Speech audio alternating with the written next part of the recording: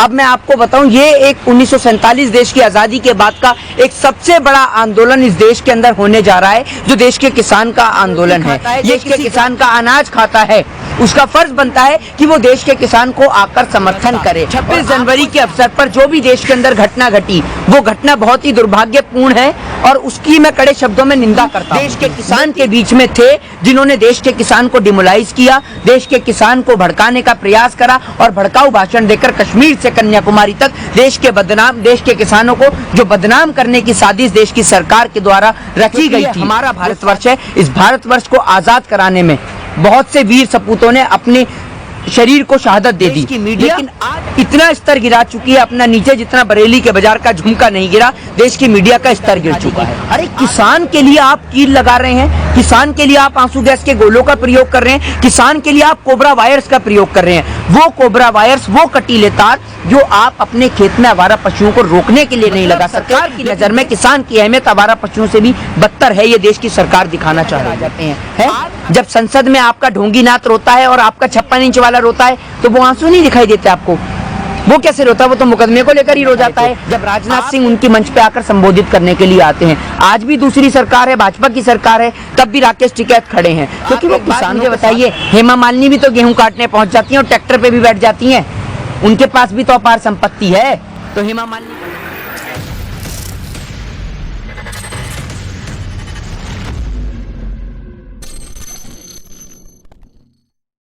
64-65 दिन होने वाले हैं और किसान अभी भी बॉर्डर पे रुका हुआ है, लेकिन सरकार जो अपनी बात से पीछे हटने को तैयार नहीं। क्या कहेंगे आप? देखिए, देश की सरकार जिस तरीके से देश के किसानों को सड़क पर लाकर खड़ा कर दिया है, अब मैं आपको बताऊं, ये एक 1947 देश की आजादी के बाद का एक सबसे बड़ा आंदोलन इस देश के अंदर होने जा रहा है, जो देश के किसान का आंदोलन है। ये किसी जाति, धर्म, जात, सांप्रदायिक से जुड़ा हुआ नहीं है। ये आंदोलन एक ऐसा जनव्यापी आंदोलन है जिसके अंदर हर कास्ट, हर रिलीजन का बंदा जुड़ा हुआ है।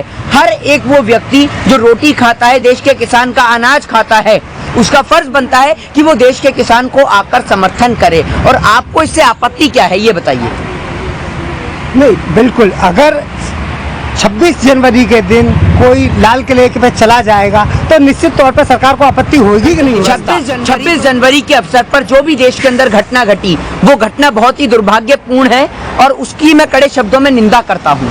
लेकिन उस घटना को घटित करने वाले आप देश के किसान को जिम्मेदार नहीं ठहरा सकते, क्योंकि दीप सिंधु की वीडियो वायरल हो जाती है।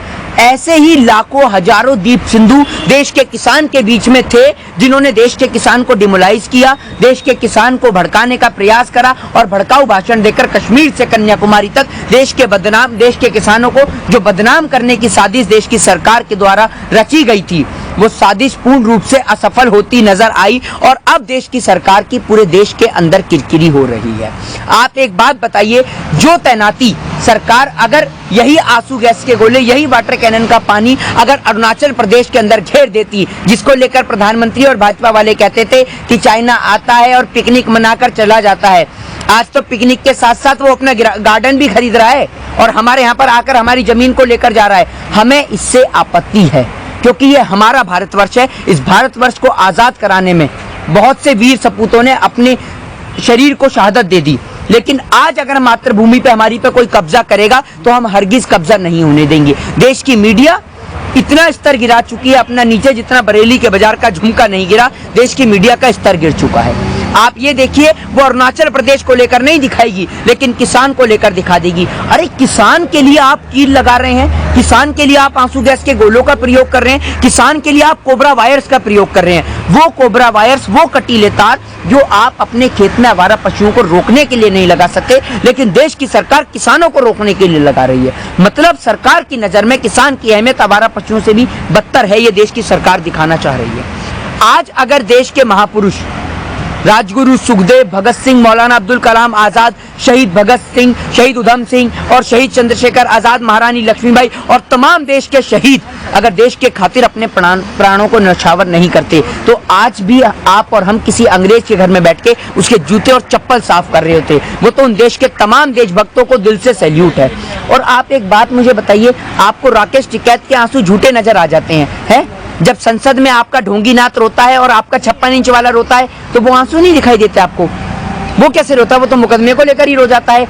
आप एक बात देखिए, राकेश टिकैत जब दूसरी सरकार थी तब भी वो किसानों के समर्थन में खड़े थे। जब राजनाथ सिंह उनकी मंच पे आकर संबोधित करने के लिए आते हैं, आज भी दूसरी सरकार है, भाजपा की सरकार है, तब भी राकेश टिकैत खड़े हैं, क्योंकि वो किसानों के साथ खड़े हैं। और किसानों के साथ देश के हर एक व्यक्ति, हर एक जाति धर्म के लोगों को खड़ा होना चाहिए। आप देश के किसान को बदनाम नहीं कर सकते। अपोजिशन वाले लोग कहते हैं कि राकेश टिकैत के पास अपार संपत्ति है, वो कहीं से किसान नजर नहीं आते, इस पर आप क्या कहेंगे? एक बात मुझे बताइए, संपत्ति तो भारतीय जनता पार्टी के नेताओं के पास जितनी है ना, उतनी किसी के पास नहीं है। आप एक बात मुझे बताइए, हेमा मालिनी भी तो गेहूं काटने पहुंच जाती हैं और ट्रैक्टर पे भी बैठ जाती हैं, उनके पास भी तो अपार संपत्ति है। तो हेमा मालिनी क्या किसान है? ये बताइए ना आप मुझे। कृषि मंत्री नरेंद्र सिंह तोमर पे क्या संपत्ति नहीं है? झुग्गी में रहते हैं वो, उनपे भी तो मोटी संपत्ति है, तो वो भी तो अपने आप को कृषि मंत्री बताते हैं। तो मतलब जिसके पास पैसा है वो किसानों को समर्थन नहीं कर सकता। किसान तो बड़ा जमींदार भी है, करोड़ों रुपए की संपत्ति रखने वाला भी किसान है।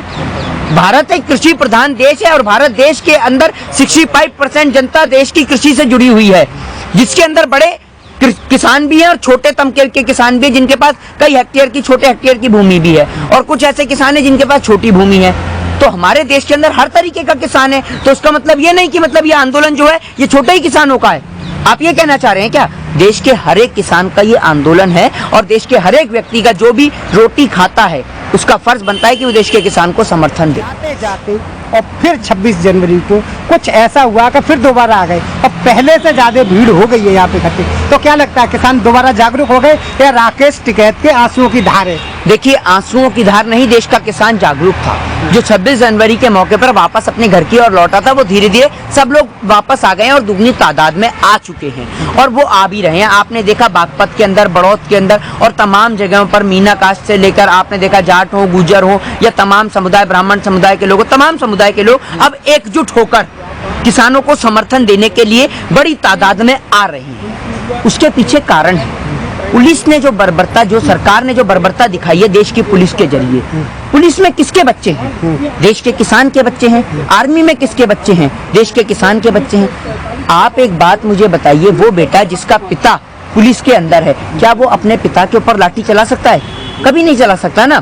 तो देश की सरकार ने जो काम किया है कि बाप बेटों को एक साथ लाके खड़ा कर दिया, और जो दीवार जो खड़ी करी है, ये दीवार का पर्दाफाश बहुत जल्द होता हुआ नजर आएगा। और देश की सरकार से हाथ जोड़कर निवेदन है कि आप इन तीनों कृषि काले कानूनों को वापस लें और देश के किसान को वापस उसके खेत में भेजने का प्रयास करें।